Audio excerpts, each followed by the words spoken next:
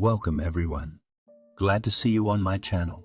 Today I will tell you about an unusual story, an amazing story about companionship and love. I wish you a pleasant audience. Destiny is a wonderful thing. How many hopes and dreams we associate with it. How many misdeeds and mistakes in life we justify by the mystical influence of some higher forces. How often, in an outburst of emotion, we curse or praise fate for what it sends us, completely forgetting what events preceded it. There was never any place for mysticism or anything paranormal or inexplicable in Rosanna's life. From an early age, she had clearly planned her life and was moving steadily toward her goal. Not her age, she was a serious and developed girl. Even in kindergarten, she decided that she would become a female doctor. The reason was simple. Rosanna's mother did not survive giving birth to the girl. The doctors could not save the young woman, were not prepared for the complications that arose. The hospital in the tiny town could not boast highly qualified specialists. As soon as she learned what caused her mother's death, the girl decided she would become the best doctor. And she wanted to help children to be born and for mothers to recover. And she wanted to work in a small town so that no child, no girl, and no boy would be without their mother. The grandparents, mother's parents, took over the upbringing of their granddaughter. The young father soon married. Once again, a second girl, Maidie, came into the family, and the father almost stopped thinking about his eldest daughter. Fortunately, the grandparents were young enough, full of energy, to have time to put their granddaughter back on her feet. The loss of their daughter took a heavy toll on them, but they found the strength to live for the sake of the little girl, the only family member who remained with them after their girl left. They actively supported the little girl's ambition to become a doctor, bought educational books and various manuals on human anatomy. During her school years, Rosanna was a serious and collected girl who gave her grandparents no cause for worry. However, in 11th grade, a new boy was transferred to them, and the girl's whole life was turned upside down. The handsome, interesting, cheerful Lip quickly became the ringleader in all class activities, the main organizer of pranks. His grades were poor, so he was placed with Rosanna, an excellent student, the future medalist of one of the best pupils of school. The girls gnashed their teeth with envy. You bet, such a handsome boy. Lip immediately liked the girl. He was especially struck by her lack of criminality. Surprisingly, it was because of her he began to try, learned lessons, not impertinent. Thus he tried to become closer to her, thinking that she was completely indifferent to him. At one of the school balls, he asked her to dance and admitted that he fell in love. Rosanna, whose whole life revolved around her studies and was designed to reach her goal, was confused. She replied that she was not ready for a relationship and had no plans to have one until she got into medical school. Why would you want to do that? Medics are paid a penny, and you have to study longer. It doesn't matter what my salary will be. And studying doesn't scare me at all. The main thing is that I will be able to help new people come into this world. You can feed or clothe yourself, but it's impossible to help yourself to be born. So, I'm sorry, I don't have time for relationships. In 6 months, the most responsible period of my life will begin. Exams, graduation, and enrollment in medical school.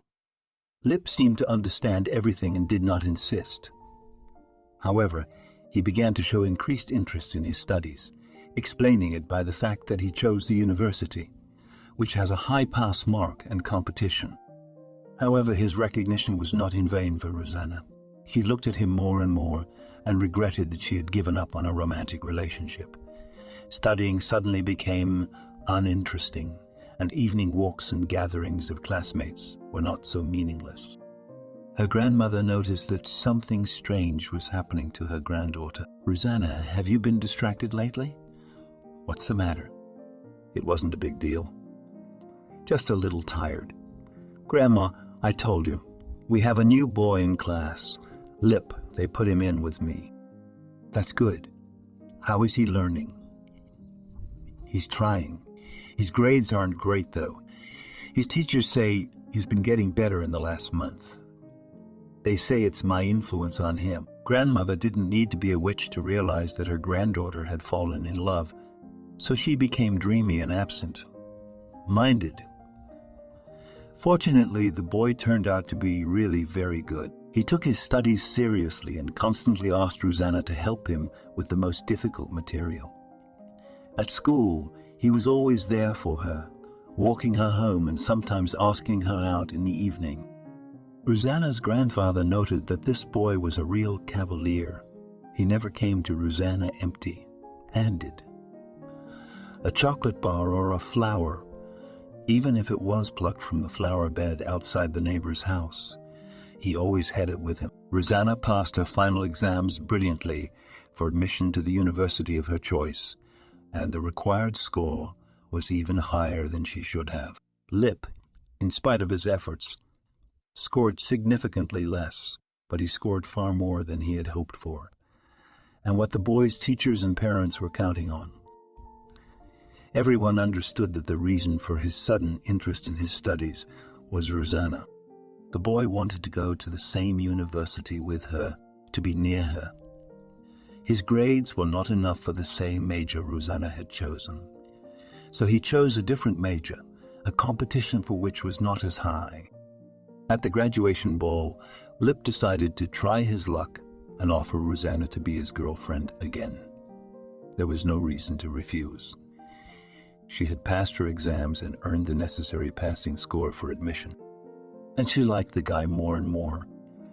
The girl accepted the proposal, went to apply, and they were already together as a couple. At the end of August, a happy future. The students left home and went to the big city, to a new and interesting life. Student life quickly swirled. The guys picked up like a flood of desks, classes, laboratory practice, the sea of new useful information, new acquaintances, interesting cognitive activities. Rosanna was absolutely happy. The profession she chose seemed the best. In addition, there was a beloved person nearby who made her strive to become a doctor. Lip really got involved in his studies and was glad that he went to medical school. Following Rosanna, their relationship was the envy of many acquaintances. So caring and reverent was the young man's attitude toward the girl. Rosanna, as an orphan, was given a room in the student dormitory, and Lip lived in a rented apartment with a friend of one of his fellow students. Every morning he would arrive early, pick up Rosanna, and they would go to class together. One day the girl got a call from her grandmother saying that her grandfather was sick and asked her to come over. "Rosanna, could you come over for a couple of days? Grandpa had to call an ambulance yesterday. He really asked me not to tell you, but I'm worried." "Okay, Grandma, I'll be there tomorrow, but I'll warn the curator." "How is he now?" "What do the doctors say?" "Doctors say it's old age. It can't be helped. Besides, he was very nervous. I met your father yesterday, and what did he tell him? He asked me to let you out of the apartment and to give up your share to his new family, or better yet, to sell it and give him the money. Can you believe that? But it's my mom's apartment. He's the one who doesn't own anything there. But he lived there, he was registered there. That's what he demanded, he said, that Maddie had gone to school. She needs to be taught. And he forgot that I went to university. I think it's time to demand that he check out of my apartment. I had long ago come to terms with his indifference and the fact that he didn't need anyone but Maddie. But this is too much." That's what his grandfather told him. "I'll come and talk to him tomorrow. I don't want to lose the man who raised me because of him. He replaced my father, after all." In the evening, Rosanna, accompanied by Lip, went to the train station. The lad insisted on escorting the girl to the train. However, the train's departure was in the late evening. After that, public transport stopped running, which meant that the lad would have to walk almost all the way across town. "Lip, I'm not going anywhere." The bag is light. My place is on the bottom shelf. I'll sit here quietly until the train arrives, and then I'll get on the train. I'll be all right. Go home. No, I'll put you on the train myself. And then you have to walk back in the freezing cold. No. If you love me, you'll leave now. It was an ironclad argument that Rosanna used every time she wanted to get Lip to do something he didn't want to do. This is a forbidden technique. I know, but I won't be able to sleep well if I think about the fact that you might freeze well. I promise I'll call a cab. It all makes sense. You don't love me. I'll call you and have the cab driver answer. You don't like it at all. Okay, I'm off. You too. She smiled, realizing that she had won the argument again. It had always been that way. He had always yielded to her. This attitude on the part of the man was new to Rosanna. Grandfather was a serious, strong-willed man, always acting on his own accord. He loved his wife madly, but he always made the decision himself. It was practically impossible to convince him or influence his decision. The girl had little contact with her father, but she knew him as a free-spirited, hysterical man who was completely subject to the influence of his wife. A scandalous, inconsiderate lady. Their half-sister daughter, Rosanna, was a complete copy of her mother. They commanded her father in two voices. And then there was her father's old brother. Rosanna did not like her father, considering him too weak-willed compared to her grandfather, who was for the girl the ideal man. Her father could hardly claim to be a real man. Rosanna hoped to sleep peacefully through the night on the road, but worries about her grandfather kept her awake. Besides, at the next stop, an elderly woman, who could only buy a ticket on the top shelf, entered the compartment. Quiet, modest. She did not even try to ask anyone to give her the lower shelf. Rosanna decided to offer the old woman her own seat. Grandma, let's switch places. You can't get on the top shelf, but I can. Besides, I go out in the morning. Sleeping on the bottom and top shelf is equally easy. Oh, thank you, daughter. I didn't think they'd let me down. I couldn't get a ticket in advance, so I took what I could on the top shelf. I don't mind at all. I just made the sheets, so all you have to do is change and go to sleep. I don't usually sleep on the train. It's uncomfortable. I, on the other hand, try to buy tickets at night so I can sleep the whole way. Rosanna helped the old woman stow her suitcases in the compartment under the seat and was about to climb into her seat. The old woman had already laid down and was gradually falling asleep. And she said she never sleeps on the train, thought Rosanna. Suddenly the old woman flinched, looked the girl in the eyes, and said, as if in a fog without being attached to it, "Sweetheart, he's going to leave you soon. You will not be together." What? What are you talking about? Or rather, who? Who's going to leave me? Your beloved. Won't you be with him? He will leave you later. Rosanna will remember these words several times, and she will always be surprised by this phrase, will leave you. Not leave you, but leave you. It will be many years before she understands its meaning. But then the phrase will have a completely different meaning. Tell me, please. What did you mean? But the old woman, after saying these few phrases, closed her eyes again and fell asleep soundly. Contrary to her own words, Rosanna could not sleep a wink. All night long she had been scrolling through the words the woman had said and could not find an explanation for them. Who was she talking about? What did she mean? Who would leave her? Lip. But in him she was more sure than in herself. She knew for certain that he loved her and would never leave her, would never leave her, would never leave her, would never leave her. Then who could the old woman mean? Her father. He had left her long ago, as it were, and she never got attached to him either. He never got attached to him either. He never became her own person. Grandfather? Could he be the one to leave her? He had been ill. Could the woman be foretelling his imminent passing? That was something the girl was afraid to even think about. In the end, she decided to ask her neighbor in the morning about the strange phrase. Moreover, the woman said that she had a few days to go. Without noticing it herself, Rosanna fell asleep and slept almost to her destination. In the morning, first thing she did was to ask her neighbor what she had meant the night before. However, the bookshelf was empty. Or rather, the mattress was packed and folded, and there were no bedding, as if there were no passengers on the bottom shelf at all. Tell me, please, where did the old lady on the bottom shelf go? She took the train last night. Rosanna's compartment neighbors, a married couple, were very surprised by the question. You slept on the bottom shelf yesterday. We were surprised this morning that you had moved to the top shelf for some reason. But yesterday an old lady came in, and I gave up my seat for her. It must have been late. We slept through the night, didn't hear anything anymore. And in the morning, she went out. But she said she had a few days to go. What happened? Why are you so upset? Did she take something from you? No. She said a very strange phrase to me yesterday. I wanted to find out in the morning what she meant. You should have asked her that yesterday. Yesterday she fell asleep and didn't answer, so she forgot about it. I don't know what the old lady was talking about when she was awake. Or did she say something bad? It wasn't much of a good thing. Never mind. You shouldn't believe the words of every strange granny. The girl decided to agree with the words of her fellow travelers and to switch to what really mattered, thoughts of her grandfather.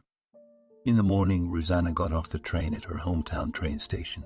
It turned out that Grandpa really was much worse off than Grandma had said. It was necessary to help her grandmother take care of him. So the girl called the head of the group, and the curator warned her that she would miss class the following week. Then she called Lip back and told him about the situation. He was terribly upset that the girl would be absent for so long.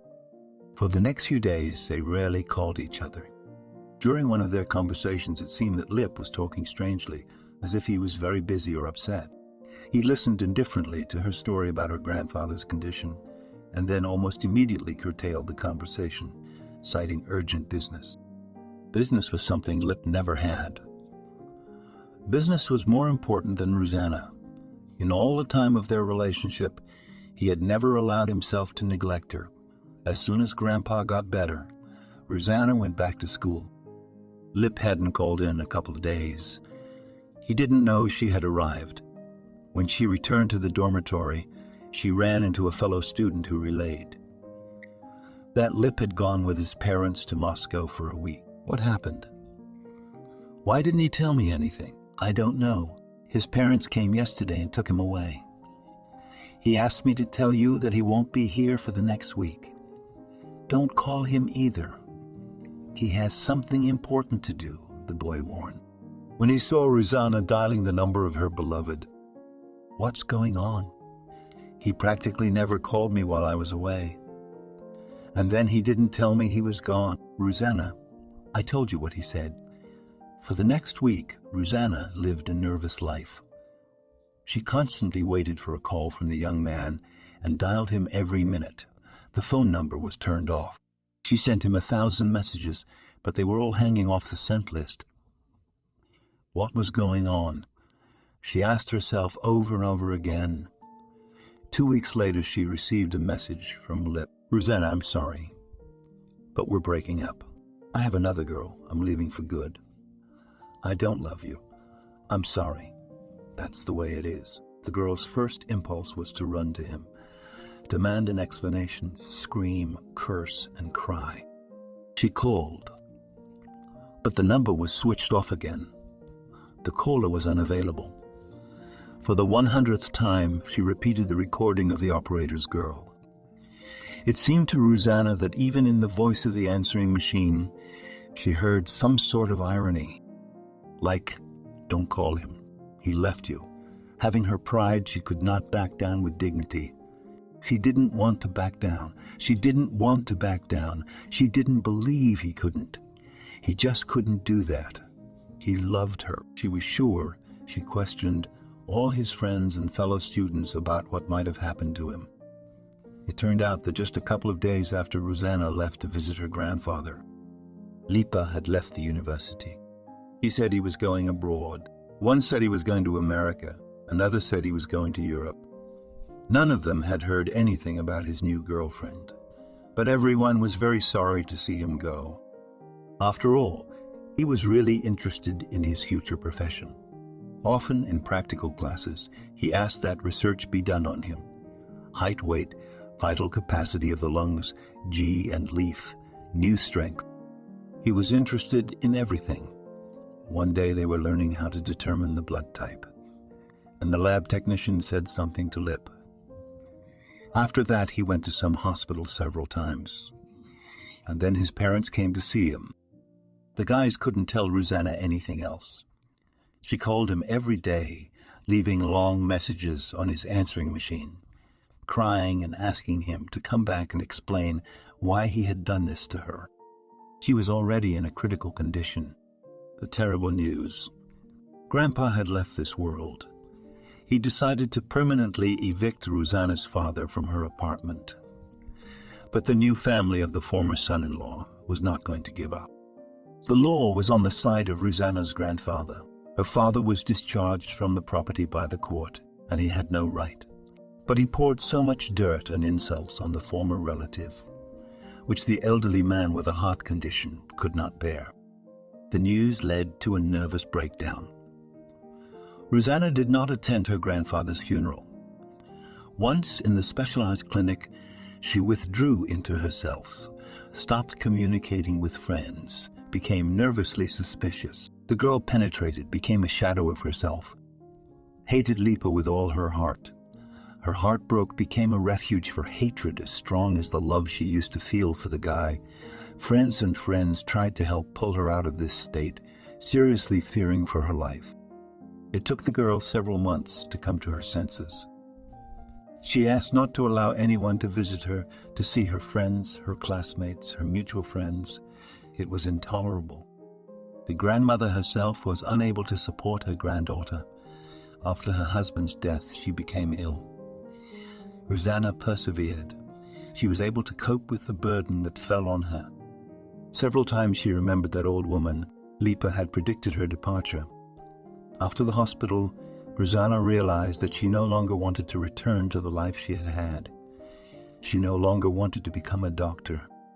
What was the point if fate had taken away practically everyone she loved and let Lip go of his own free will? She couldn't forgive herself that her grandfather had to fight her father. So she decided that now she did not want to save and heal, but to protect the weak and defenseless. She decided to become a lawyer. A few months of preparation, and she was able to pass the entrance exam.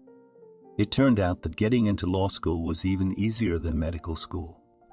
In the fall, she went again to a new college in a different city. Here she had no acquaintances, no one who reminded her of her former life. Only a few months later, she learned that her half-sister Mady was studying at a college in the same city. After her grandfather's death, Rosanna was determined to sever all ties with her father and his new family. Lip's departure, grandfather's death, the nervous breakdown in the clinic turned her from a smiling, gentle girl, sarcastic, cynical, and a little rude. She kept remembering the words of that grandmother on the train, whoever she was talking about. All the men in her life were gone. She hadn't had time to say goodbye to her grandfather, had cut ties with her father herself. Lip left without asking her opinion. Still, she had always thought the message spoke of Lip. Despite the fact that there were many cute boys in her class, Rosanna paid no attention to any of them. They all seemed the same. Their jokes were silly and their signs of attention were intrusive. 3 years passed like that. Rosanna was preparing for her first internship. She was to work as an assistant in the city court. Subsequently, the best students were sent there to work. Rosanna set herself the goal of getting the job by all means. Studying law school seemed boring and monotonous to her at first. The girl missed going to medical school, but memories of her former studies inevitably led her to think about Lyndon. Over the years, little in her life had changed. except that the suitors have become noticeably less. Many tried to start a relationship with her, invariably receiving a harsh rejection. Eventually, everyone found a more suitable match. The girl was even glad that their attention had shifted to others. She gradually stood up for herself, made friends and learned to laugh and enjoy life. The only thing that bothered her was her grandmother's health. The girl decided to move her only family member closer to her.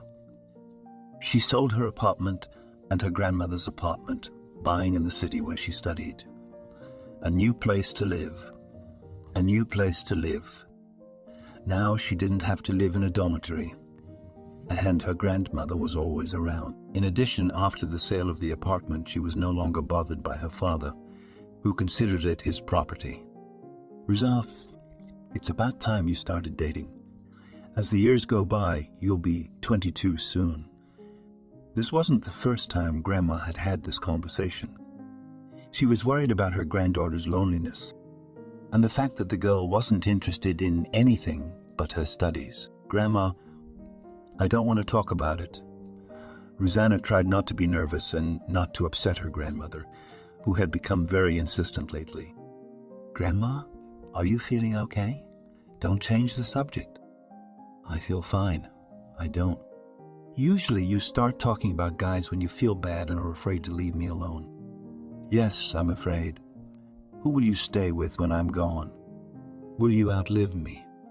Rosanna, can you say that? Grandma, listen, I love you very much. But I don't want any relationship. And I don't have time right now. I'm starting my internship in court. The court found a job for a girl. Is that where you belong? A doctor is a worthy and respected profession. Are you going to put people in jail? It's not a woman's job. I will protect people from criminals, and I don't want to be a doctor anymore. Is this about lip? I'm late. I'm sorry.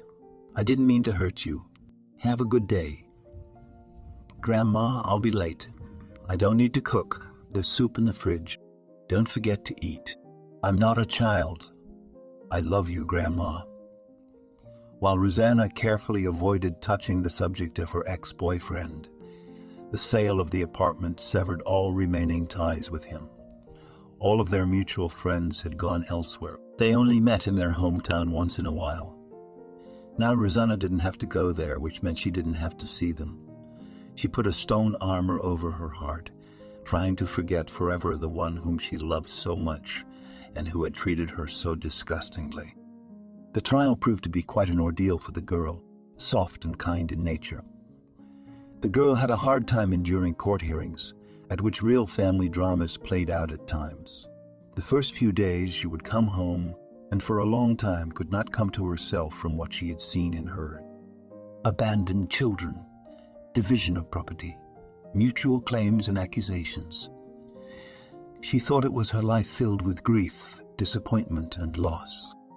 It turned out that there were people around with even more complex, crippled lives that still had the ability to enjoy life, to smile and wake up in the morning. Rosanna decided to become a lawyer, to protect people from attacks of the prosecution, to seek and find the truth, to protect, defend, and fight for it with all her might. After making that decision, it became much easier for her to practice. Cases were not horrible, nightmarish, and unfair, but confusing, complex, and interesting. She wanted to learn as much as possible, to penetrate into all the subtleties of the lawyer who supervised her practice, was a young assistant graduated from high school in the same specialty as Rosanna. But a year earlier, it was him who the curator instructed to help the girl, to check the assignments, to explain incomprehensible things. From the first days, the young man showed himself as a professional, interesting, intelligent, and well-versed in all subtleties. Johnny was only 3 years older than Roseanne, but seemed to her very mature, wise, and experienced. Trying to prove herself as best as possible, as well as to understand all the points of contention, the girl often stayed up late, helping Johnny in his work. Several times he gave her a ride home. Talking about work gradually shifted to personal interests and hobbies. Did you really decide to drop out of medical school? After so much preparation, after studying for almost a year? You don't seem like a window dresser and unsure of yourself and your plans. Johnny was extremely surprised by the girl's story that she had lost a whole year by dropping out of medical school. I had reasons of a personal nature. A very close person to me is gone. Oh, I'm sorry. My condolences. But didn't you know you were entitled to a sabbatical or a short vacation to recover? You're a smart girl. I'm sure you could easily make up for the hours you missed. Who was that? Grandpa. I was brought up by my grandparents. My mother died when I was born, and my father found a new family. I rethought what had happened and decided that I should change my profile before it was too late. Medicine involves a long apprenticeship. It was good that I changed my mind at the very beginning of my journey. I agree with you on that. But you've made such a cool change in profile. Medicine and law have no common ground at all, not even in terms of exams. I admire that. I've seen your grades. You're a smart kid. You're a fighter. I'm sure you can handle all the challenges. Studying is not the biggest of them. Trust me, whatever I can do, I'll help you. Johnny was not like anyone she knew. He didn't impose his companionship on her. He was delicate. He didn't get under her skin. He helped her with her tasks. On the success of her internship, he asked her out on a first date. After a while, Rosanna agreed to become his girlfriend. This relationship was different from the first in every aspect. Whereas with Lip, Rosanna felt like she was floating above the ground. With Johnny, she was secure. She was sure of tomorrow and a future together. He did not promise her stars from heaven and presented her with bouquets, not from the neighbors' flower beds, but from expensive flower stores. After 6 months of relationship, he introduced her to his parents, despite the fact that the girl was from a poor family. She was an orphan with no connections. His parents accepted their son's choice with respect. In addition, Rosanna had good prospects for career advancement. The son repeatedly told his parents about this. Fortunately for Rosanna, the priority in the Johnny family was not connections and money, but love and respect. The parents themselves had gone the hard way from no-known students to some of the best attorneys in town.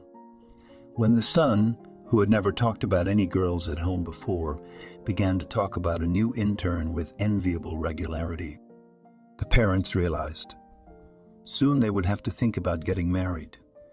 Another year and a half later, after Rosanna had a brilliant degree and was offered a job at a law firm, Johnny proposed. Several years had passed since Lip had left her. It seemed to Rosanna that it hadn't all been with her. The years had taken away all the resentments, unfinished business, unfinished conclusions, and unfinished business. She had forgiven the boy long ago, or rather, she had decided to leave his actions to God's judgment and the judgment of his own conscience. She firmly knew that if he reappeared in her life now, she would hardly even talk to him. She would hardly devote a minute of her time to him. He had given her freedom, a sense of flight, and absolute happiness, and then so ruthlessly, without explanation, threw her to the ground. She survived. She didn't crash, but she drew conclusions and learned to move on and be happy. They say it's impossible to forget first love. She hadn't forgotten, but she knew for certain that she could never be the same person she had been with him. Thanks to Johnny, she had become very different, confident, strong, happy. She gladly accepted his proposal and began to prepare for the wedding. Johnny's mom helped her in everything, as her grandmother was very old. Young people's parents decided to play a wedding in a big way so that the whole city knew that the most famous lawyer's family married their only son. Rosanna was looked upon with envy. The daughters of Johnny's parents' friends, his fellow students, his girlfriends. He was indeed an enviable groom who was not just a lucky ticket for Rosanna. He became her supporting second half, her soulmate. His appearance completely changed the girl's life. She loved him with all her heart, not as recklessly and unconditionally as she had once loved Lipa, but sincerely. Before the wedding, her grandmother, giving her granddaughter advice, unwittingly reminded her of Lip herself. "Granddaughter, be happy. I wish you never repeat your mother's fate. She didn't have much happiness in her life. Live with Johnny, as we did with your grandfather, soul to soul until old age. I'm glad you've learned to live and live again without someone you haven't heard from in a long time, have gotten back on your feet and are now preparing to create your own. I'm sure Mom and Grandpa are looking down on you from heaven and rejoicing. How beautiful and smart you are. You have always been our pride and support. So be happy." "Thank you, Grandma. I will try to be as wise a wife as you were." Like you were, life began to flow in a new direction. Rosanna and Johnny's family life was indeed a happy one. The young woman managed to work for several years and became a fairly successful lawyer, on the account of which there were quite complicated and confusing cases. Johnny's parents persuaded the young family to move into their firm and gradually take control of it. Johnny tried to achieve everything in life on his own. He decided to go along with it. Now he didn't have to prove anything to anyone. No one perceived him as the son of rich and successful parents. He had long since become an independent entity, and together with Rosanna he managed to win courts that seemed hopeless to most of his colleagues. One day they went to a restaurant to celebrate the transition to Johnny's parents' firm. Rosanne felt unwell, blaming the condition on nervous tension. However, Johnny's mother delicately hinted that such a condition is more like a pregnancy, and she was right. 8 months later, the young family had a tiny, adorable girl, a copy of Mom Rosanna. It would seem that life had settled down. Happiness was complete and genuine. However, Rosanna did not know what surprises fate was preparing for her and what trials she would have to overcome along the way. Her daughter was about 2 years old. Rosanna was getting ready to finish her maternity leave and go to work. Little Margot had already started going to kindergarten, where her father drove her in the morning. And before lunch or after an afternoon nap, her mother would pick her up. Today's morning began as usual. The girl made breakfast and prepared to take her loved ones to work and to daycare. The daughter and her husband were making plans they knew of, when Rosanna found a strange envelope on the table by the door with no return address of the sender's name. Addressed to her, judging by the absence of a postmark, the envelope was simply thrown into the mailbox. "Honey, what kind of envelope is this?" "Oh, it came yesterday. I forgot to give it to you. Did you get it?" "Yes, the courier brought it. Asked me to hand it over in person. Weird. It feels like this envelope is many years old. Look, the envelopes are already yellowed, and the ink is faded." "Right.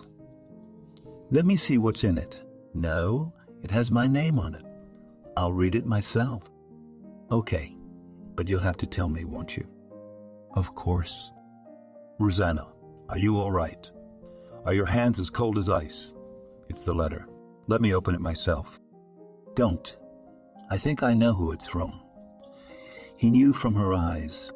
Long ago, she had told him the circumstances under which she had given up medicine and decided to become a lawyer. He also knew about the strange prediction of the old woman on the train. And seeing Rosanna, he now understood that all these events were directly related to the letter. "I'm fine. Don't worry. Go, you're already late." Looking at her husband's worried face, she added, "I'll call you later and tell you everything, okay?" "Don't worry." After seeing her husband and daughter off, Rosanna sat for several minutes, holding the envelope and hesitating to open it. She guessed from the handwriting who it was from. 10 years.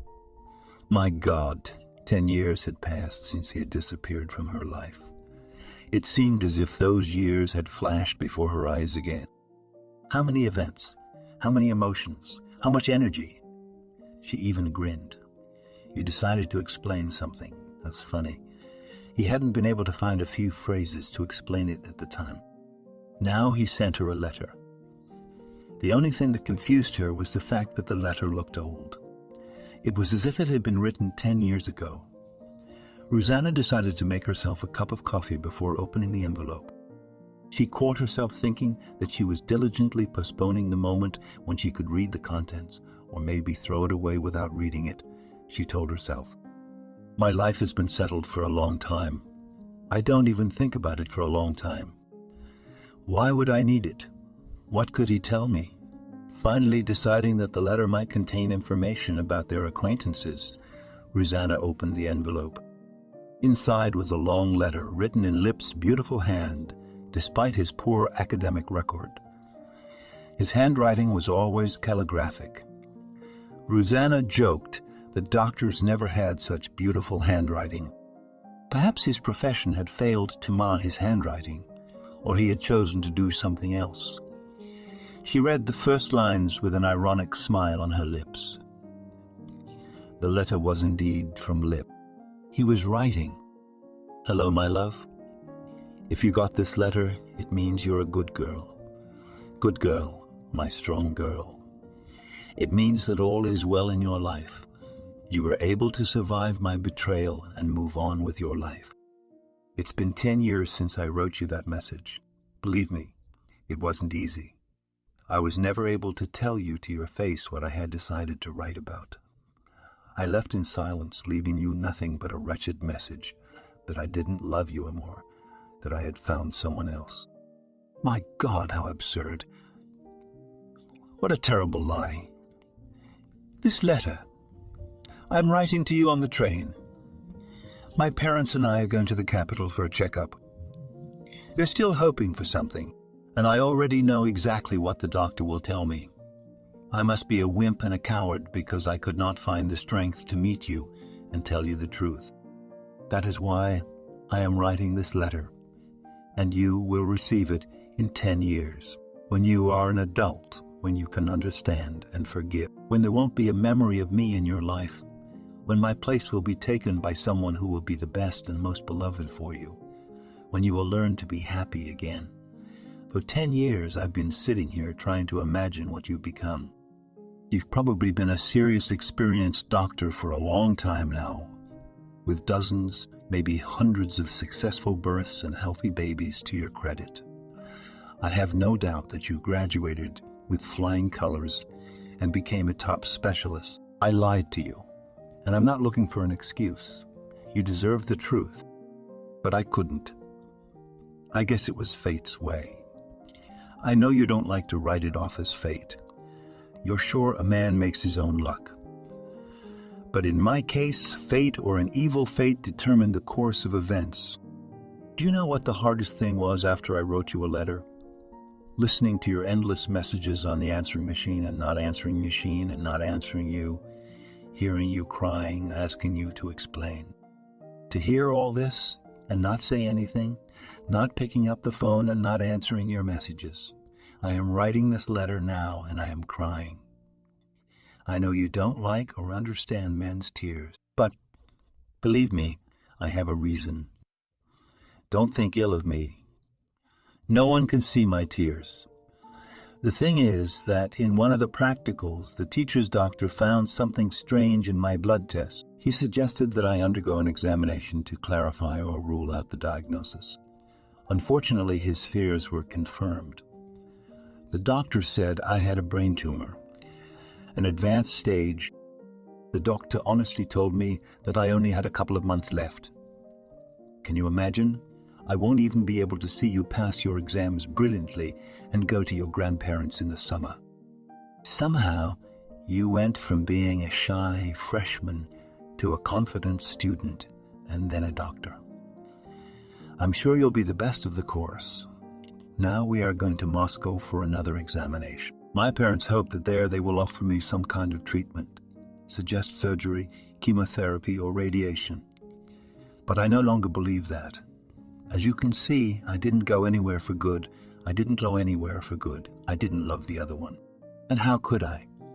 How could I even look at others when there is such a native and beloved, the brightest, purest, tenderest, and sweetest, my angel, my light? How could I? I cannot even think of another, if the mere memory of your smile, your embrace with a kiss. I catch my breath, and my heart beats a frantic rhythm. I hope you found someone who could love you as ardently, tenderly, and sincerely. I hope he's just as crazy. Thoughts over and over again, going back to the moments of our meetings. Unfortunately, I was unlucky. Unlucky to be with you for another couple of decades. Unlucky to ask you to marry me. No luck to see you in a white dress. No luck to be the father of our children. I could dream and talk endlessly about things that will never happen again.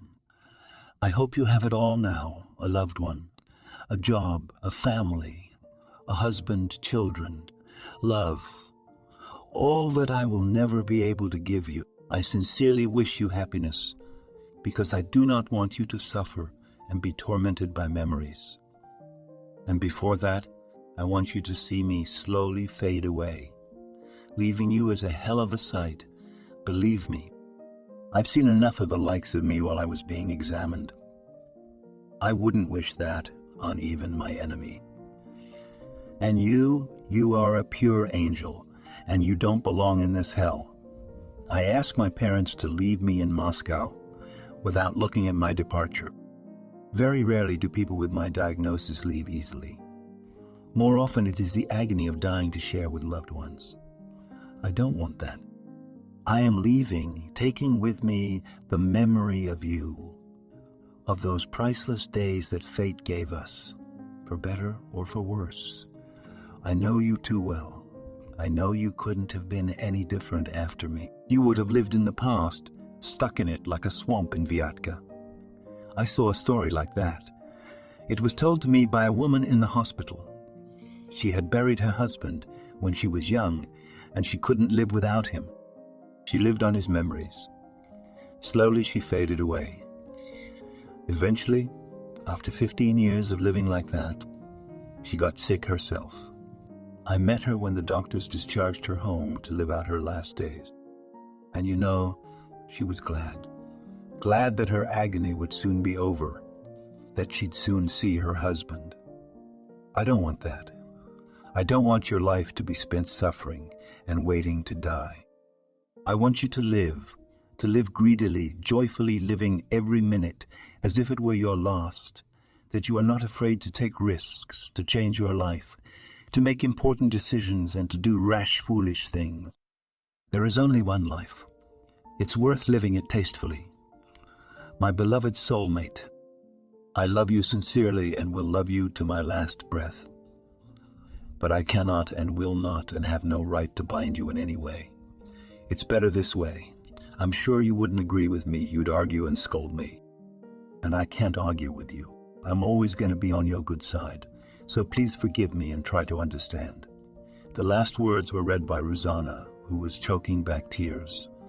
She sat down on the floor, holding the letter close to her.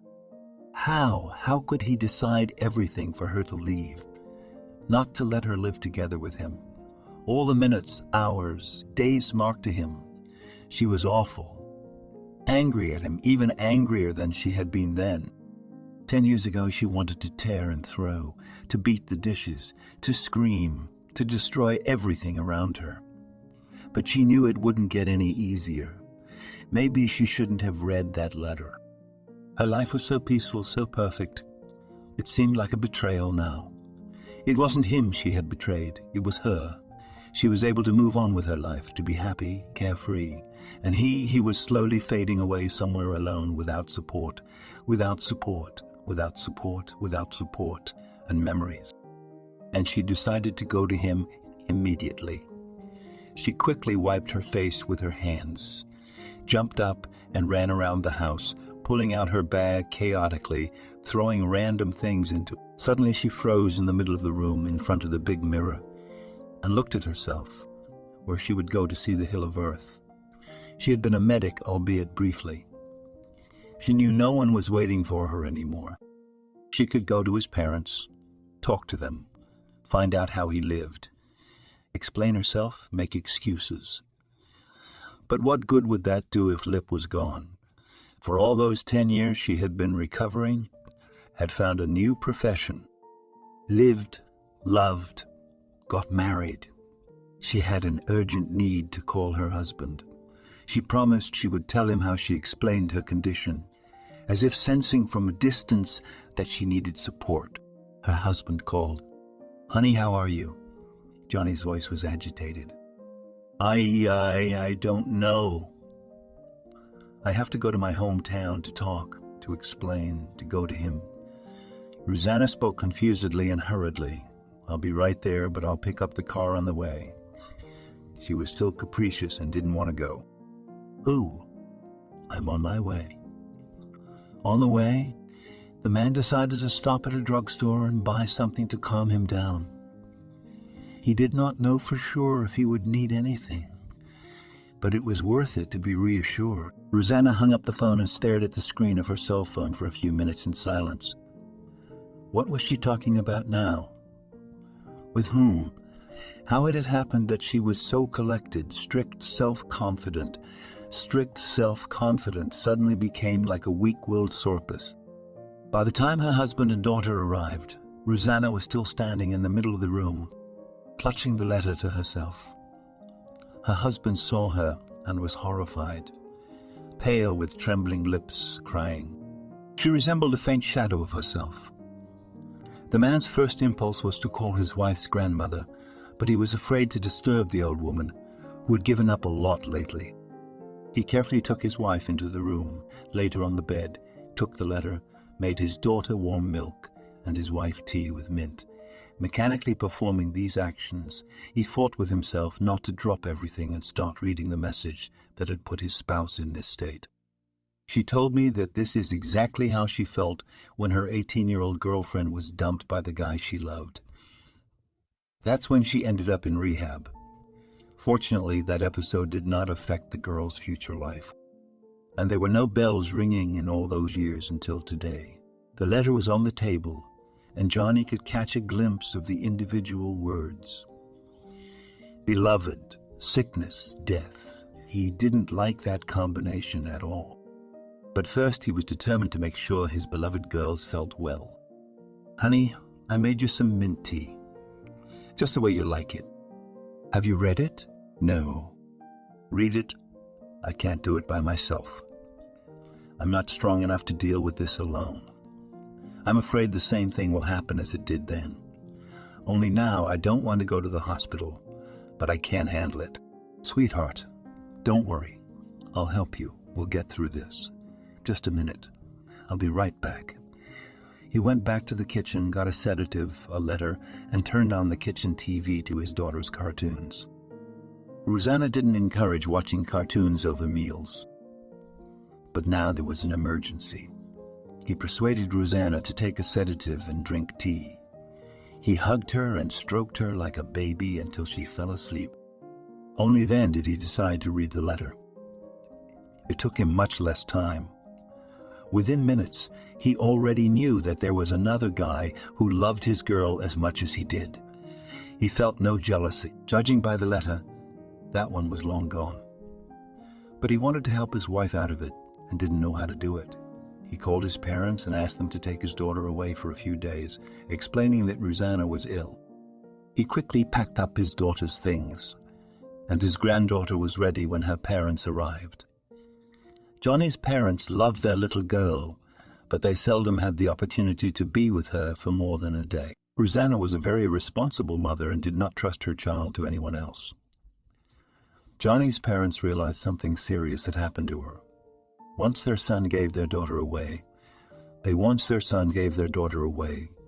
her that she would be with them for a few days. "Son, is Rosanna serious?" "No, I hope it's just a common cold. But Margot just went to the garden.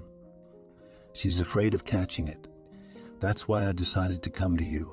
The parents knew that their son was either lying or not telling the truth, but decided to stay out of his family life. In all the years that their son had been married, they had never once regretted that their son had married Rosanna rather than one of the brides they had wanted him to marry. humble, decent, faithful, loving. She was a real strong wing for my son, a faithful friend and support. And if now the son was worried and asked for help, they provided it without question. On his way out of the apartment and letting his wife and granddaughter go ahead, the father paused for a moment and asked, "Son, is everything all right with you? Maybe you need some help, money, connections?" "No, we'll manage. It's just that Rosanna is sick, but she'll get better soon. I want to help her and be alone with her at the same time. We haven't been able to do that very well since Margot came along. But you know, if you need us, we're there. We're always there for you." "I know, Dad. If it's not too much trouble, could you stop by Rosanna's grandmother's house? I'm afraid we can't make it." "Okay, bye, son." While Rosanna slept through the evening and came out of the room to find her husband sitting in the kitchen. "How are you?" "A little better. I think I was too nervous. And I think you're too tired. You spend all day with the baby by yourself, and you don't trust her with anyone. Maybe it's time to get some rest. You think I can rest easy while my child is not near me? You have to. Look at how you reacted to this greeting from the past. But it's not just a hello. You understand?" "Yes. I read the letter. There were a lot of things in it that might have upset you. And here's what I was thinking. We'll go to his parents' house together. You'll talk to them. Sit by his grave." "I know you don't like that kind of place," he said. Rosanna barely tried to object. "We'll go to him, and then I'll take you to a psychologist who will help us decide what to do next. You won't leave me alone." "I can't do it," Rosanna said, with despair in her voice. "Beloved, I will never, under any circumstances, leave you. I understand that you have had a situation in your life when a man promised the same thing and left. But as it turns out, he cared about you, so he left. I won't do that. At any rate, I will tell the truth." "Thank you. Where's Margot?"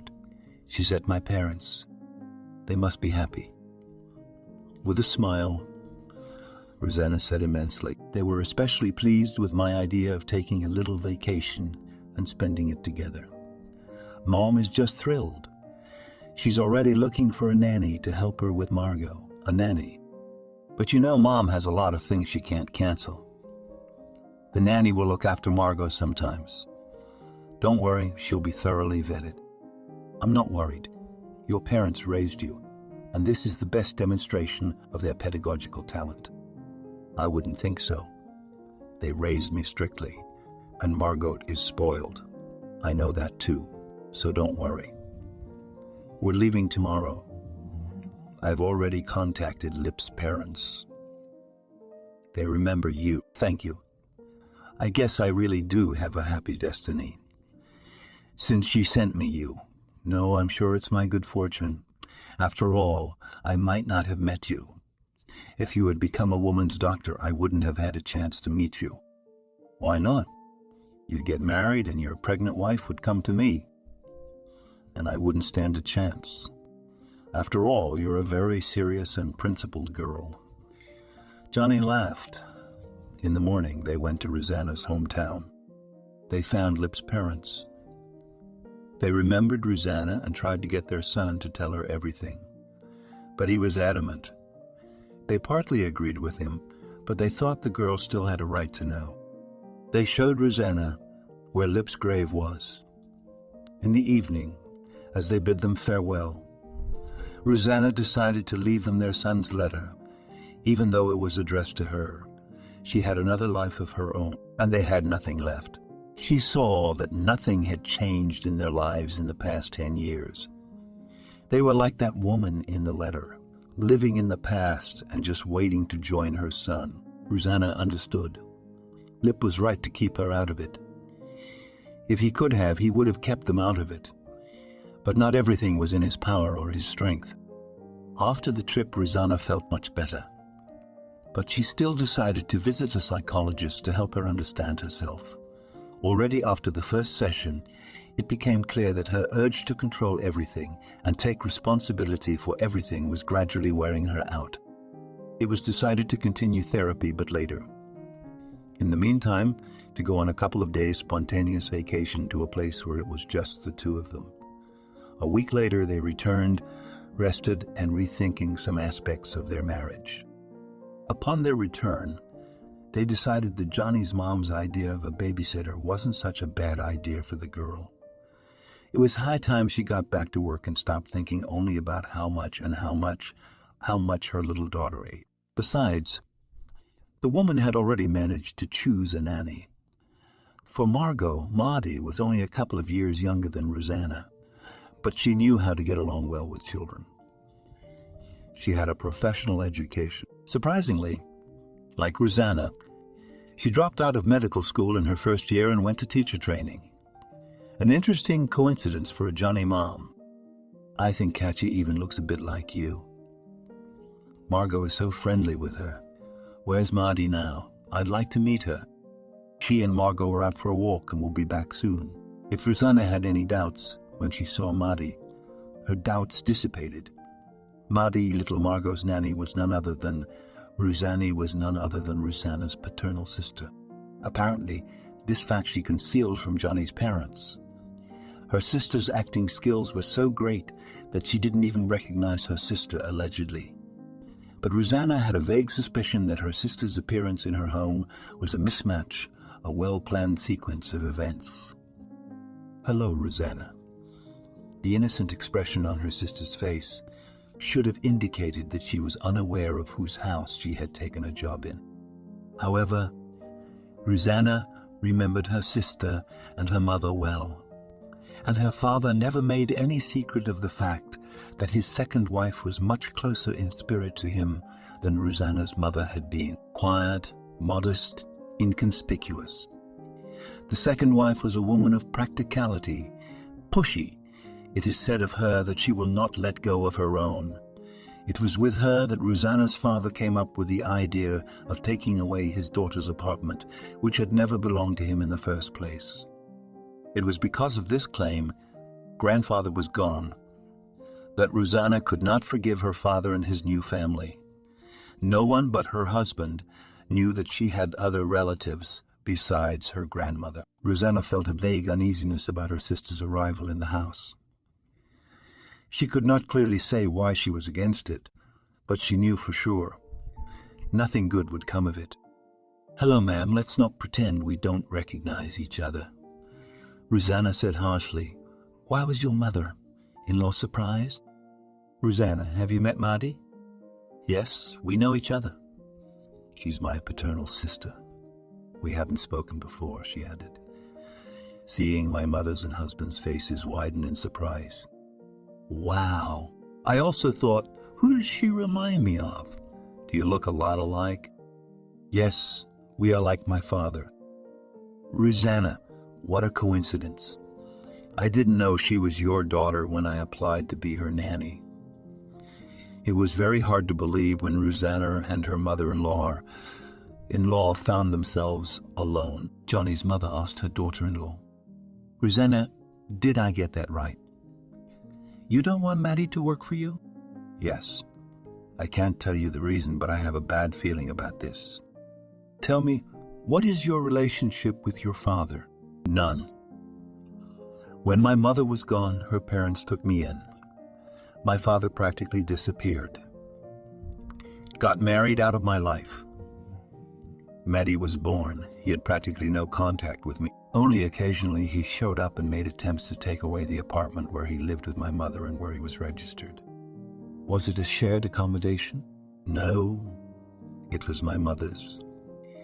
He had no right to it, but he was trying to pressure the pity. He said he had nowhere to live with his new family. One of the attempts to take away the apartment ended sadly. My grandfather was very nervous, and then his heart stopped. And my father and his wife and daughter started to make up all sorts of nonsense about us. Believe me, they are very, very dishonest people. Rosanna, I believe you. I know you too well to doubt your words. But Margot has done so well with her. She's so tame, isn't she? Few people ever do. And Maddie's got away with her. Besides, she'll only come a couple of times a week for a little while. At least you'll feel better. You're really tired. The last few years, you've spent practically all your time at work. Your family, your kid, your husband. Anything and everything but yourself. You can't do that. You're not going to last that long. Find a hobby of your own to rest your soul and to switch from your everyday worries. Do you think we should keep her? Let's give it a try. But we'll keep an eye on her. Rosanna was reluctant to agree. But her tension increased as Maddie came to stay with Margot. The girl was only 2 years younger than Rosanna, but apparently spent her time improving her own appearance. It seemed to Rosanna that there was nothing real about Maddie. Hair, eyelashes, nails. She had worked on herself thoroughly. Rosanne hoped that these improvements were not made for the sake of her husband or his father. A month passed, and Rosanna gradually became accustomed to having a few hours of free time. She still hadn't found anything to do, so she decided to go out to work for a few hours. She wasn't used to loafing around. For as long as she could remember, she had always found something important to do at school and university. It was study, then work. Rest for her meant a change of activity. But the letter showed that what she really needed was a break, someone to take over some of her responsibilities. Her desire to be in control was seriously hurting her. But the appearance of a nurse was not much comfort either. Maddie, as soon as Johnny or his father entered the room, became a model of tenderness and affection. Rosanna wondered, why did no one but her see how fake she was? One day her mother-in-law suggested that Rosanna go shopping just to relax. That day the girl had had headaches that morning and had a strange sense of foreboding. However, she resolutely agreed, because all these premonitions began to worry her. After walking through a few stores, she decided to call her husband to brag about her purchases. However, his cell phone didn't answer. He warned her that he would try to come home for lunch today. There wasn't much to do at work. Rosanna looked at her watch and was surprised. It was already 12:00. She and Johnny's mother were having such a good time. They didn't notice how several hours had passed. "Mom, I'm going home. It's lunchtime." "All right, I'll walk around a bit more and then I'll go too. Aren't you coming to our place tonight? I haven't seen Margot for a long time. I missed her." "Okay, we'll try." Sitting in the car, Rosanna tried to call her husband a few more times. The phone didn't answer, and that was beginning to worry her. Upon entering the apartment, Rosanna noticed her husband's shoes in the hallway. So he was home. To her displeasure, the woman noted that Maddie's high-heeled shoes were here too. She walked quietly into the apartment. The first was Margot's room. Rosanna noticed that her daughter was asleep, although she wasn't supposed to be at this time. The afternoon nap was much later. Next was the door to her and Johnny's bedroom. It was suspiciously quiet too, as if the whole apartment had gone into a strange stupor.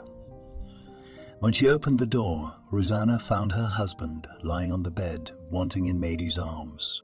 Both were asleep, but the fact of how they slept left no doubt. What had they been doing before they fell asleep? Rosanna could barely keep her feet in a sort of half-conscious state. She ran into her daughter's room, wrapped her in a blanket, and left the apartment with her. She did not want to stay in the apartment with this man or leave the child there. She found that the girl was already sound asleep. She didn't even wake up when Rosanna buckled her up and started the motor. The thought would come to her much later, and now she was thinking frantically about where she should go, her grandmother's. She would quickly figure out Rosanna and make her tell everything, and the woman could not sacrifice her health. She didn't have many close friends left, so she pulled herself together and went to her husband's parents. She really had nowhere else to go, and they were always there for her. They were on her side. On the way, she called her mother-in-law. "Yes, Rosanna. Are you forgetting something?"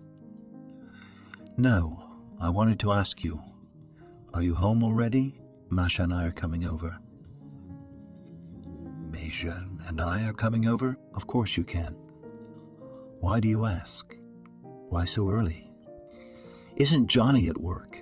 We're coming without him. I'll tell you all about it now. It's a deal. I'll wait for you. Rosanna hung up and looked in the rearview mirror, told her daughter.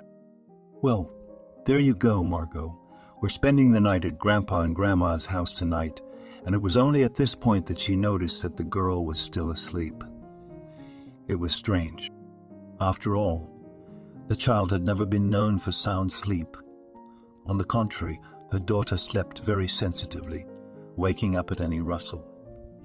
Rosanna stopped the car and tried to wake up her daughter. The girl woke up, but she was lethargic and did not react well to external stimuli. Margot, my daughter, what's wrong with you? Can you hear me? You don't have any pain. The daughter began to be naughty, so Rosanna decided to go to her husband's parents and from there call her daughter a doctor. She didn't want to think about finding her husband in bed with her sister, and there was no time for that. All her thoughts were on the baby. Call an ambulance.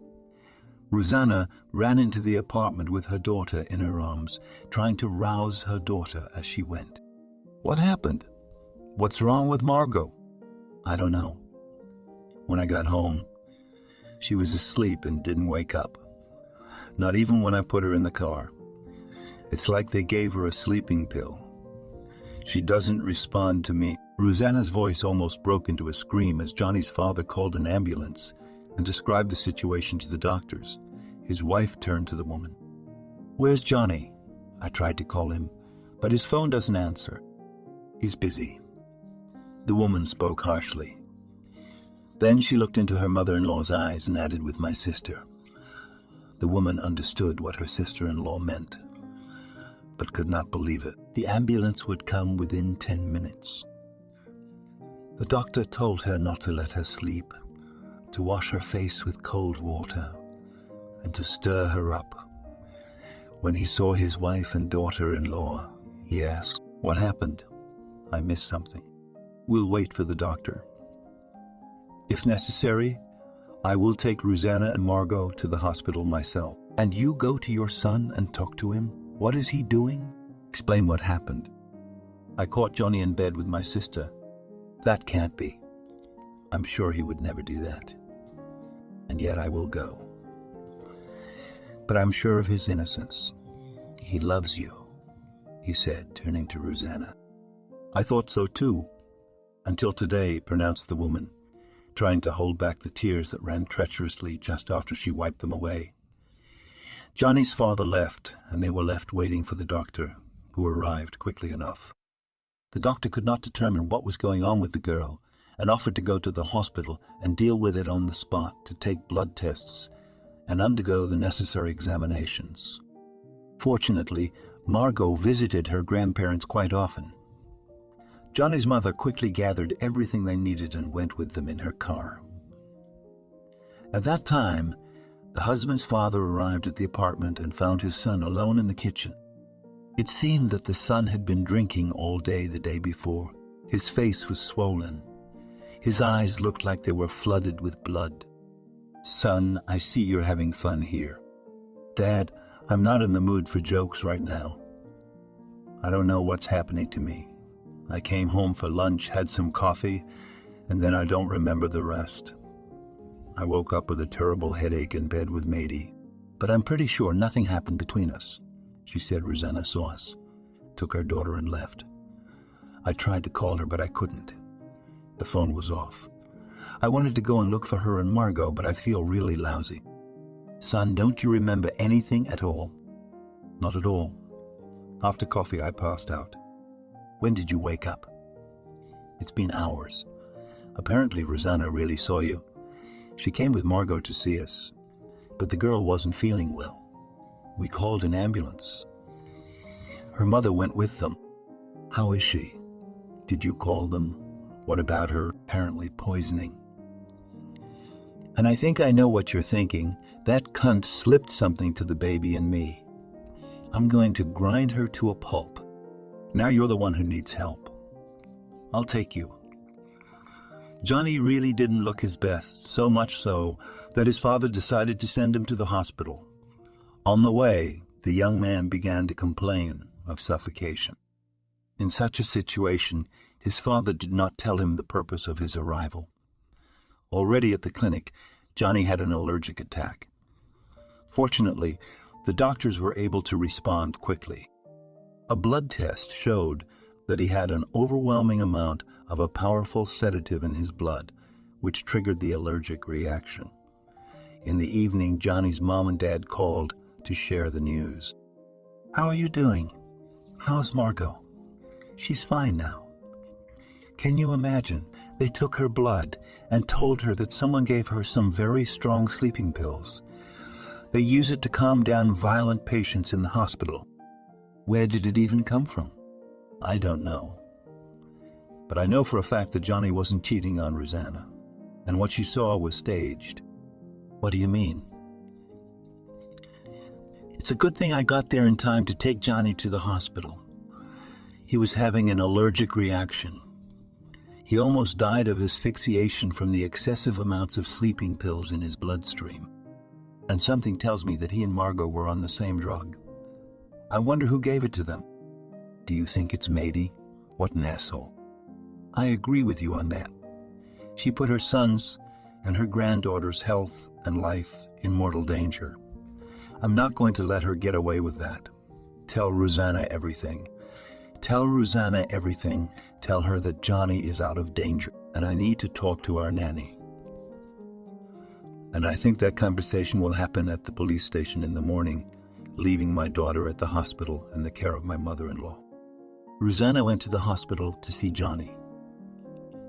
In the evening, his mother told her everything, barely keeping her daughter-in-law from going to her husband at night. What had happened to her husband and daughter was on Maddie's conscience. Rosanna wasn't going to forgive it. Her sister's calculation was that she would find her husband in bed with another woman and leave him. And when he woke up, he couldn't resist her charms. But her sister didn't make a scandal, didn't scream or throw a tantrum. And Johnny, when he woke up, just kicked her out. And he threatened big trouble, too. She had to pack her things and run. The naive girl thought that would be the end of it. But she didn't know what kind of family she was dealing with. Fortunately, Mady's scheme to gain her sister's confidence and replace her had failed. It occurred to Maddie and her mother. After the father lost his sanity in the midst of his drinking, the man had to be sent to an institution. Neither Maddie nor her mother were going to work, and they were not accustomed to it. The girl wandered through the hands of men, extracting money from suitors. When she found out how well-to-do and rich her sister lived, the plan was immediate. What is this gray mouse to compete with me, she decided, and began to feel the possibility to get in the eyes of her sister's husband. A lucky chance came up unexpectedly, for the girl was in need of a nanny, and Mady did not miss the chance that came back. Unfortunately, Johnny did not respond in any way to the girl's sound looks, revealing outfits and breathy conversations. His father, on the other hand, seemed interested in the girl, and Maddie decided that if it didn't work out with the young one, she could always work on the old one. They were even quicker on her than the young ones. Gray in the beard, a not-so-young spouse. Not bad savings. What the girl didn't consider was that both Johnny and his father were very serious, faithful, and decent people. In addition, both were responsible for their family and would not allow anyone to destroy, and they certainly didn't intend to forgive Maddie's actions. Not a few days later, Maddie was apprehended. She blamed her mother, of course. In addition, she accused the woman of being the one who had given her the drugs without warning. She also accused the woman of not being the one who had given her the drugs, and of not warning her of the possible effects and possible outcomes of the events. During the interrogation, the women blamed each other. They ended up doing time. The prosecutor at the trial was a good friend of Johnny's father. The lawyer didn't try very hard to get them out, knowing the case was a bust, and the couple just didn't realize what kind of family they were messing with. At the trial, Maddie cried and asked her sister to help her drop the charges. Rosanna, we are sisters. Why are you doing this? You have everything. Don't you feel sorry for your sister? You're older. You should have helped me. You could have given me some money once in a while. I've seen how you live. Is it hard for you? You must have forgotten that all this did not fall to me from the sky. I studied and worked hard. And what have you done? For as long as I can remember, my father always blamed me for everything, and you were the only one he was good at. I was waiting for him to stop prying into my life. Who gives a damn about your job? I would easily kill your husband. Maddie, what was going through your head when you gave this drug to my little daughter? I'm sick of her. Maddie play, Maddie draw. I had to get her daddy to bed, so I dosed her with a little so she wouldn't have to. My daughter was in the hospital for over a week, and if I had come a little later, how would you have lived with that later? Fine, I would have lived. Nothing would have happened to them. Nothing happened to our daddy. I have my doubts. This drug has a lot of side effects.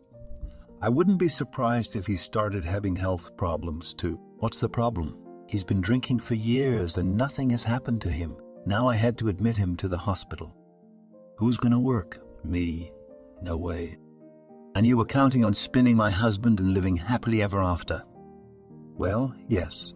Or the husband or his father. I don't really care, as long as he has money. You're the lucky one. My parents left me nothing. My father tried to steal your apartment. Didn't work out. He was weak. Rosanna hated to hear such things about her father, though he was not a part of her life and was the source of many problems. But he was still her own man, and the maidie who had grown up with him was pouring mud on him in front of a large number of strangers. Rosanna could not understand how she and Maddie, being so different, could have been sisters. Half of their genes were the same. Why then did Rosanna have so much wisdom, determination, and prudence? And in Katya, so much arrogance, self-confidence, and rudeness? Johnny's mother was the most shocked of all. After all, she was the one who brought this nanny into the house, who, at first glance, seemed like a true professional loving children and knowing her business. How had she gone wrong? The trial ended with a guilty verdict. Maddie was sentenced by the court to a year in jail. Her mother was acquitted. By and large, there was no evidence or charges against her. However, her daughter actively testified against her and was very indignant that her punishment had not touched her. Rosanna even felt a little sorry for the women, even though they were mother and daughter. They reminded her of spiders in a jar fighting each other. Rosanna wasn't lucky enough to know her mother, but she knew for a fact that their relationship would never have come to this. She was glad that Johnny's mother accepted her as her own. They had a very close relationship. They were sometimes even mistaken for mother and daughter. The woman decided that the relationship with her father's family should now be severed permanently.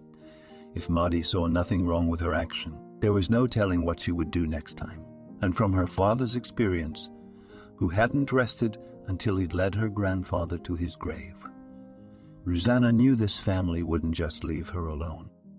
Rosanna decided that she and her husband and daughter should take some time off after the experience.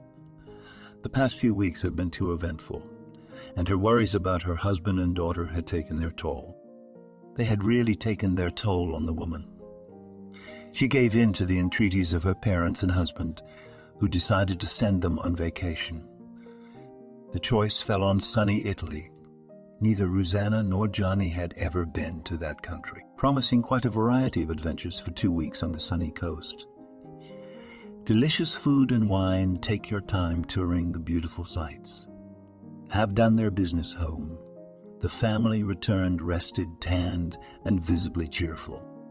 After the vacation, Rosanna decided to go back to work for half a day until lunch to look after their daughter, Mama Johnny. They decided not to make the same mistake again and hire a nanny, but the woman could no longer sit at home. Things gradually got better. The quiet, happy life returned to normal. However, a month after her arrival, Rosanna began to notice that she began to feel bad. She attributed it to the workouts she had taken since returning home, and the Italian pizza and pasta added several centimeters to her waist. When even stopping working out didn't improve, the woman decided to go to the doctor while she waited for the results of tests and examinations. She managed to go over in her head dozens, hundreds of diagnoses that began with similar symptoms. She tried to talk herself into thinking it was trivial fatigue, but her mind kept generating diagnoses more dire than any other. At times, Rosanna regretted giving up medicine. She had pursued this profession all her life, but broke down at the first difficulty. Each time, remembering that terrible year, she began to blame herself for her weakness. She loved her job. She burned with the work she loved, but the unclosed constantly reminded her of the missed opportunity. That's why the woman was interested in the world of medicine. She read about the latest research developments, reproductive technology, yoga, infant treatment, and others. Being pregnant with Margot, she constantly raised the doctor with questions. Her husband noticed that she had become somewhat nervous lately, but decided to stay out of the questioning and wait for her to tell everything herself. Finally, the long-awaited call from the hospital. The doctor invited her for a consultation, and why cannot tell everything on the phone? She resented it, sitting behind the wheel and trying to avoid another traffic jam. In the clinic, she arrived tired, nervous, ready to claw at anyone who would offer to calm down. She didn't recognize herself in this state, and she didn't know what other diagnosis to write off this condition to. Rosanna, good afternoon. Come into the office. The doctor with the on-duty smile did not seem to notice her condition. Thank you, doctor. I really hope that I did not drive across town at rush hour for nothing, and that you will tell me my exact diagnosis without any additional examinations and tests. I know your diagnosis. It is accurate, but without additional examinations and tests, I'm afraid, will not do. Why? Do I have something serious that requires long-term treatment? Hospitalization. What is it? No treatment is needed. This disease usually goes away on its own. Yours will also go away on its own in 7.5 months. It took Rosanna a few minutes to understand why the doctor was smiling, and why the doctor was smiling, and why the disease would end on its own without treatment. And the date of recovery is so precise. It's true. Is that what's wrong with me? The woman remembered that these were the same symptoms she'd had the first time around, but the excitement and worries leading up to the vacation made her assume the worst. Yes, your diagnosis is a healthy pregnancy. You are 6 weeks pregnant. You have a slight weight gain, but I didn't see anything critical in your tests. Once you've made up your mind, come in for a checkup.